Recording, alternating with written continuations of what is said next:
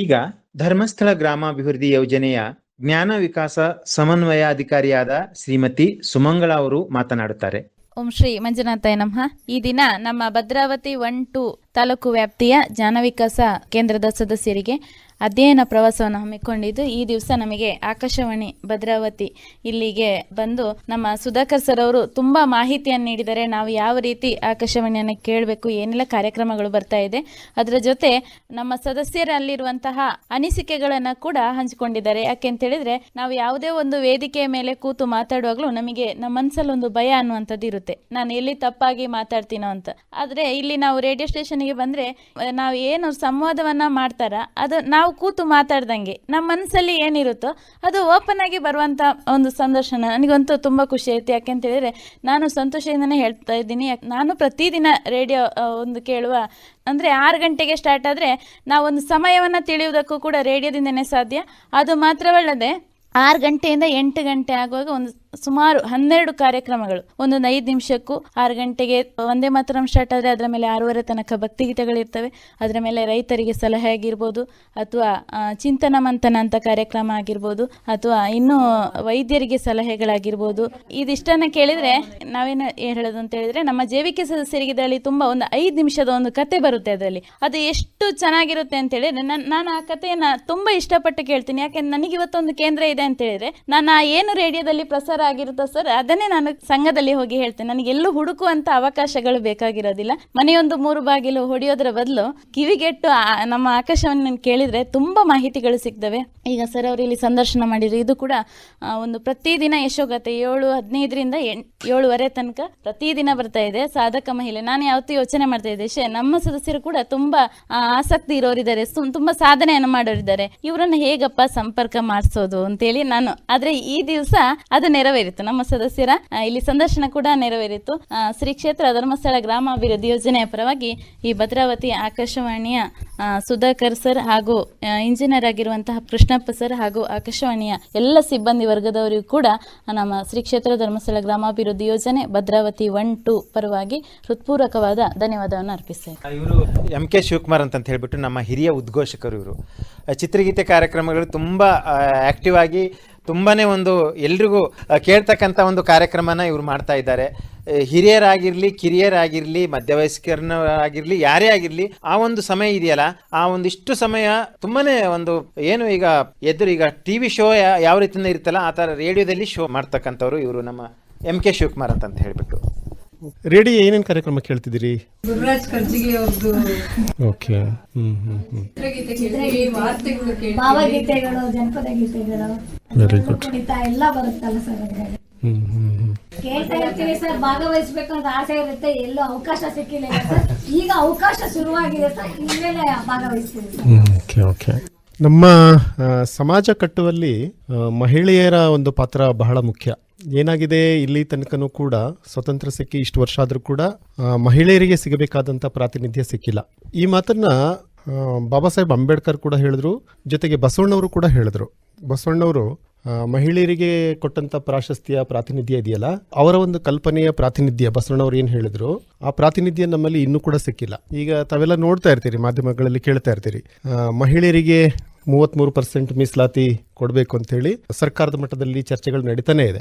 ಆದ್ರೆ ಈ ಒಂದು ಮಹಿಳೆಯರ ಪಾತ್ರವನ್ನ 800 ವರ್ಷಗಳ ಹಿಂದೆ ಬಸವಣ್ಣವರು ಗುರುತಿಸಿದ್ರು. ಅದಾದ್ಮೇಲೆ ಸ್ವತಂತ್ರ ನಂತರದಲ್ಲಿ ಡಾಕ್ಟರ್ ಬಾಬಾ ಸಾಹೇಬ್ ಅಂಬೇಡ್ಕರ್ ಅವರು ಗುರುತಿಸಿದ್ರು. ದುರದೃಷ್ಟವಶಾತ್ ಇವತ್ತು ಕೂಡ ನಮಗೆ ಮಹಿಳೆಯರಿಗೆ ಸಿಗಬೇಕಾದಂತ ಪ್ರಾತಿನಿಧ್ಯ ಸಿಕ್ಕಿಲ್ಲ. ಹೇಳ್ತಾ ಇರ್ತೀವಿ, ಕೇಳ್ತಾ ಇರ್ತೀವಿ, ಎಲ್ಲ ನೋಡ್ತಾ ಇರ್ತೀವಿ ನಾವು. ಮಹಿಳೆಯರು ಯಾವುದೇ ಇದರಲ್ಲೂ ಕೂಡ, ಕ್ಷೇತ್ರದಲ್ಲೂ ಕೂಡ ಪುರುಷರಿಗಿಂತ ಕಡಿಮೆ ಇಲ್ಲ, ಮಹಿಳೆಯರು ಸಮಾನರು ಅಂತ ಹೇಳ್ತಾನೆ ಇರ್ತೀವಿ. ಆದರೆ ಸಿಗಬೇಕಾದಂಥ ಪ್ರಾತಿನಿಧ್ಯ ಸಿಕ್ಕಿಲ್ಲ. ಇವತ್ತು ಪಾರ್ಲಿಮೆಂಟ್ ಅಲ್ಲಿ ನೋಡಿ ಸುಮಾರು 544 ಜನ MP-ಗಳಿರ್ತಾರೆ. ಸಮಾನವಾಗಿ ಸಿಗಬೇಕು ಅಂತ ಹೇಳಿದ್ರೆ ಮಹಿಳೆಯರು ಅಲ್ಲಿ 544 ಏನಿದೆ ಅದರಲ್ಲಿ ಅರ್ಧ ಭಾಗ ಇರಬೇಕಾಗಿತ್ತು. ಆದರೆ ಬೆರಳೆಣಿಕೆ ಎಷ್ಟು ಮಹಿಳೆಯರು ಇದ್ದಾರೆ.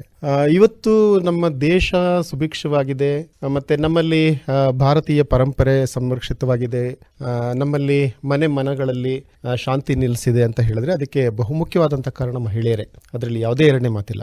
ಪುರುಷರು ಎಷ್ಟೇ ನಾವು ಸಬಲರು ಅಂತ ಹೇಳಿದ್ರು ಕೂಡ ಮಹಿಳೆಯರು ಇಲ್ಲದೆ ಇದ್ರೆ ಅದು ಅವರ ಒಂದು ಜೀವನ ಶೈಲಿ, ಜೀವನ ಚಕ್ರ ಯಾವತ್ತೂ ಕೂಡ ಮುಂದೆ ನಡೆಯಲ್ಲ.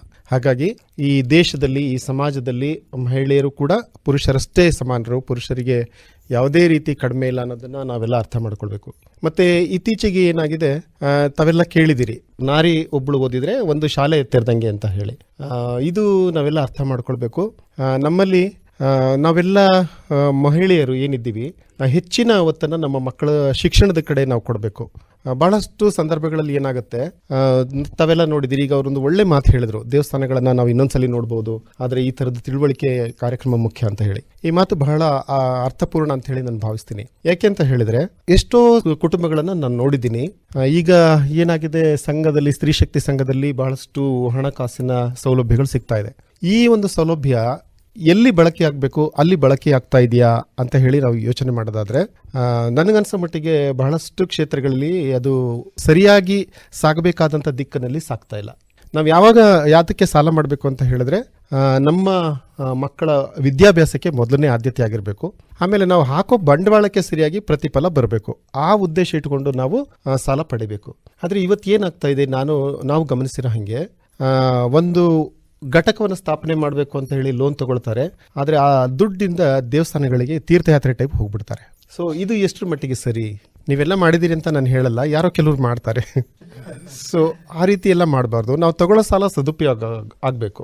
ಈಗ ಒಂದ್ಸಲಿ ನಾನೇನಾಯಿತು, ಬಿಜಾಪುರದಿಂದ ಬರ್ತಾ ಇದ್ದೆ, ಬೀರೂರಲ್ಲಿ ನಾನು ಹೇಳ್ಕೊಂಡು ಅಲ್ಲಿಂದ ಇಲ್ಲಿಗೆ ಬಸ್ಸಿಗೆ ಬರಬೇಕಾಗಿತ್ತು ಭದ್ರಾವತಿಗೆ. ಅಲ್ಲಿ ಸುಮಾರು ಒಂದು 20 ಜನ ಮಹಿಳೆಯರು ಕೂತ್ಕೊಂಡಿದ್ರು, ಎಲ್ಲ ನಿಮ್ಮ ಥರನೇ ಮಹಿಳೆಯರು ಕೂತ್ಕೊಂಡಿದ್ರು.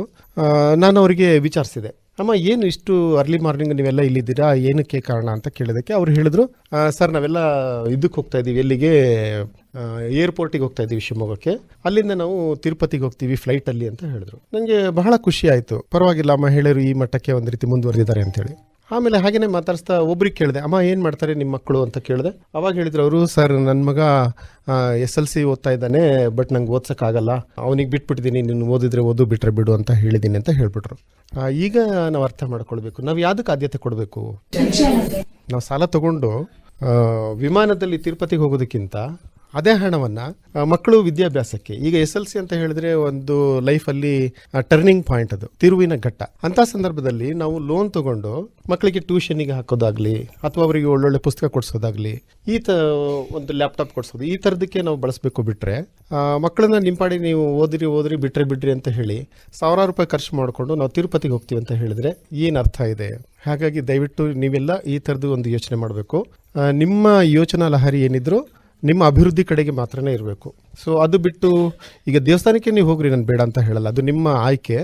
ಯಾವಾಗ ದೇವಸ್ಥಾನಕ್ಕೆ ಹೋಗಬೇಕು ಅಂತ ಹೇಳಿದ್ರೆ, ನಿಮ್ಮ ಮಕ್ಕಳು ಅವರ ಕಾಲ ಮೇಲೆ ಅವ್ರು ನಿಂತ್ಕೊಳ್ಬೇಕು. ಅವ್ರ ಕಾಲ ಮೇಲೆ ಅವ್ರು ನಿಂತ್ಕೊಂಡಾಗ ಆವಾಗ ಅವರು ನಿಮ್ಮನ್ನು ಖುಷಿಯಿಂದ ಕಳಿಸ್ಕೊಡ್ಬೇಕು. ನಮ್ಮ ತಾಯಿ ನಮ್ಗೆ ಇಷ್ಟು ವರ್ಷ ಕಷ್ಟಪಟ್ಟಿದ್ದಾಳೆ, ಅವಳ ಕಡೆಯಿಂದ ನಾವು ಮೇಲೆ ಬಂದಿದ್ದೀವಿ, ಅಮ್ಮ ನೀನು ಎಲ್ಲಿಗೆ ಹೋಗ್ತೀಯಾ, ಕಾಶಿಗೆ ಹೋಗ್ತೀಯಾ, ವಿಶ್ವೇಶ್ವರಕ್ಕೆ ಹೋಗ್ತೀಯಾ, ರಾಮೇಶ್ವರಕ್ಕೆ ಹೋಗ್ತೀಯಾ, ನಾನು ಕಳಿಸ್ತೀನಿ ಫ್ಲೈಟಲ್ಲಿ ಅಂತ ಹೇಳಿ ಆ ಒಂದು ಅಭಿಲಾಷೆ ಮಕ್ಕಳಲ್ಲಿ ಬರಬೇಕು. ಅವರು ನಿಮ್ಮನ್ನು ಕಳಿಸ್ಬೇಕು. ಸೊ ಅಲ್ಲಿ ತನಕ ನಿಮ್ಮ ಆದ್ಯತೆ ಏನಾಗಿರಬೇಕು ಅಂದರೆ, ನಿಮ್ಮ ಕುಟುಂಬದ ಅಭಿವೃದ್ಧಿ, ನಿಮ್ಮ ಮಕ್ಕಳ ಅಭಿವೃದ್ಧಿ. ವಿಶೇಷವಾಗಿ ಇಲ್ಲಿ ಈ ಸಂದರ್ಭದಲ್ಲಿ ಇನ್ನೊಂದು ಹೇಳಬೇಕು ನಾನು ಅಂತ ಹೇಳಿದ್ರೆ, ಎಲ್ಲರೂ ಮಹಿಳೆಯರೇ ಕೂತಿರೋದ್ರಿಂದ ಮನೆಯಲ್ಲಿ ಯಾವುದೇ ಕಾರಣಕ್ಕೂ ಕೂಡ ಗಂಡು ಮಕ್ಕಳು ಮತ್ತು ಹೆಣ್ಣು ಮಕ್ಕಳು ಅಂತ ಹೇಳಿ ನಾವು ಭೇದ ಭಾವ ಮಾಡಬಾರ್ದು. ಈಗ ಏನಾಗ್ಬಿಟ್ಟಿದೆ, ಗಂಡು ಮಕ್ಕಳಿಗೆ ನಾವೇನು ಮಾಡ್ತೀವಿ, ಸಾಲ ಮಾಡಿ ಓದಿಸ್ತೀವಿ. ಆದರೆ ಹೆಣ್ಮಕ್ಳಿಗೆ ಏನು ಮಾಡ್ತೀವಿ, ನೀನು ಎಷ್ಟು ಓದಿದ್ರು ಮುಸ್ರೆ ತೊಳೆದೆ ಅಂತ ತಪ್ಪಲ್ಲ, ಕುತ್ಕೊ ನಿನಗೆ ಯಾಕೆ ಅಂತ ಹೇಳ್ತೀವಿ. ಸೊ ಈ ರೀತಿ ಯಾವುದೇ ಕಾರಣಕ್ಕೂ ನಾವು ಮಕ್ಕಳಲ್ಲಿ ವಿಭಿನ್ನತೆ ಮಾಡಬಾರ್ದು, ಭೇದ ಭಾವ ಮಾಡಬಾರ್ದು. ಎರಡು ಮಕ್ಕಳನ್ನು ಕೂಡ ಸಮಾನ ಅಂತ ಹೇಳಿ ಪರಿಗಣಿಸಬೇಕು. ಸೊ ಅದರಿಂದ ಏನಾಗುತ್ತೆ, ನಮ್ಮ ಹೆಣ್ಣು ಮಕ್ಕಳಿಗೆ ಮಾನಸಿಕವಾಗಿ ಧೈರ್ಯ ಬರುತ್ತೆ, ಸ್ಥೈರ್ಯ ಬರುತ್ತೆ. ಸೊ ಅದರಿಂದ ಅವರು ಗಂಡು ಮಕ್ಕಳಿಗಿಂತ ಚೆನ್ನಾಗಿ ಓದ್ತಾರೆ, ಏನೆಲ್ಲ ಸಾಧಿಸಬೇಕು ಅದನ್ನೆಲ್ಲ ಸಾಧಿಸ್ತಾರೆ. ಹಾಗಾಗಿ ಈಗ ನೀವು ಎಲ್ಲರೂ ಕೂತ್ಕೊಂಡಿರೋದು ನನಗೊಂದು ರೀತಿ ಬಹಳ ಖುಷಿ ಕೊಡೋಂಥ ವಿಷಯ. ಇಷ್ಟೇ ಜನಕ್ಕೆ ಹೇಳ್ಬಿಟ್ರೆ ನಾನು ಹೇಳೋ ವಿಷಯ ಭಾಳಷ್ಟು ಜನಕ್ಕೆ ತಲುಪತ್ತೆ ಅಂತ. ಸೊ ಹಾಗಾಗಿ ನೀವು ಮನೆಯಲ್ಲಿ ಹೆಣ್ಣು ಗಂಡು ಅಂತ ಹೇಳಿ ಭೇದ ಭಾವ ಮಾಡಬಾರ್ದು. ಎರಡು ಮಕ್ಕಳನ್ನು ಕೂಡ ಸಮಾನವಾಗಿಯೇ ನೋಡಬೇಕು. ಮತ್ತು ನಾನು ಇಲ್ಲಿ ನಿಮ್ಮ ಜೊತೆ ಬರೀ ನಾನು ಸುಮ್ಮನೆ ಮಾತಾಡ್ತಾ ಇಲ್ಲ, ನಾನು ಅದನ್ನು ಪ್ರಾಕ್ಟಿಕಲ್ ಆಗಿ ಕೂಡ ಮಾಡಿದ್ದೀನಿ. ಹೇಗೆ ಅಂದರೆ, ನನಗೂ ಕೂಡ ಇಬ್ಬರೇ ಹೆಣ್ಮಕ್ಳು. ತುಂಬ ಒತ್ತಡ ಇತ್ತು ಮನೆಯಲ್ಲಿ, ಇಲ್ಲ ಗಂಡಾಗಲಿ ಅಂತ ಹೇಳಿ ಅದಕ್ಕೆ ನಾನು ಅವಕಾಶ ಕೊಡಲಿಲ್ಲ. ಇಬ್ಬರು ಹೆಣ್ಮಕ್ಳಿಗೆ ಆಪ್ರೇಷನ್ ಮಾಡಿಸ್ಬಿಟ್ಟೆ ನಾನು. ಸೊ ಈಗ ಇಬ್ಬರು ಮಕ್ಕಳನ್ನು ಕೂಡ ತುಂಬ ಚೆನ್ನಾಗಿ ಓದಿದ್ದಾರೆ. ದೊಡ್ಡ ಮಗಳು BSc ಅಗ್ರಿಕಲ್ಚರ್ ಮಾಡಿದ್ಲು, ಅವಳಿಗೆ ಕೋರ್ಟಲ್ಲಿ FD ಆಗಿದ್ದಾಳೆ. ಮತ್ತು ಅಳಿಯ ಬಂದು ಫಾರೆಸ್ಟ್ ಆಫೀಸರ್ ಆಗಿದ್ದಾರೆ. ಇನ್ನು ಎರಡನೇ ಮಗಳು MSc ಅಗ್ರಿಕಲ್ಚರ್ ಮಾಡಿ PhD ಡೆಲ್ಲಿನಲ್ಲಿ ಮಾಡ್ತಾ ಇದ್ದಾಳೆ. ಅವಳು ಎಕ್ಸಾಮಲ್ಲಿ ಆಲ್ ಇಂಡಿಯಾಗೆ ಫಸ್ಟ್ ರ್ಯಾಂಕ್ ಬಂದ್ಲು, ಎಂಟ್ರೆನ್ಸ್ ಎಕ್ಸಾಮಲ್ಲಿ ಆಲ್ ಇಂಡಿಯಾಗೆ ಫಸ್ಟ್ ರ್ಯಾಂಕ್ ಬಂದ್ಲು. ಸೊ ಅವಳಿಗೆ ಸತತವಾಗಿ 4 ವರ್ಷ ಸರ್ಕಾರದಿಂದ ತಿಂಗಳಿಗೆ 35,000 ರೂಪಾಯಿ ಸ್ಕಾಲರ್ಶಿಪ್ ಸಿಗುತ್ತೆ ಕೇಂದ್ರ ಸರ್ಕಾರದಿಂದ. ನಾನು ಅವಳಿಗೆ 1 ರೂಪಾಯಿನೂ ಕೊಡ್ತಾ ಇಲ್ಲ. ಅವಳೇ ನಂಗೆ ಫೋನ್ ಮಾಡ್ತಾಳೆ, ಪಪ್ಪ ಏನಾದರೂ ಖರ್ಚಿಗೆ ಬೇಕಾದರೆ ಕೇಳು ಅಂತ. ಇನ್ನೂ ಕೆಲಸ ಸಿಕ್ಕಿಲ್ಲ, ಅವಳಿಗೆ ಕೆಲಸ ಸಿಕ್ಕಿಲ್ಲ. ಸ್ಕಾಲರ್ಶಿಪ್ಪು ತಿಂಗಳಿಗೆ 35,000 ರೂಪಾಯಿ ಸಿಗುತ್ತೆ.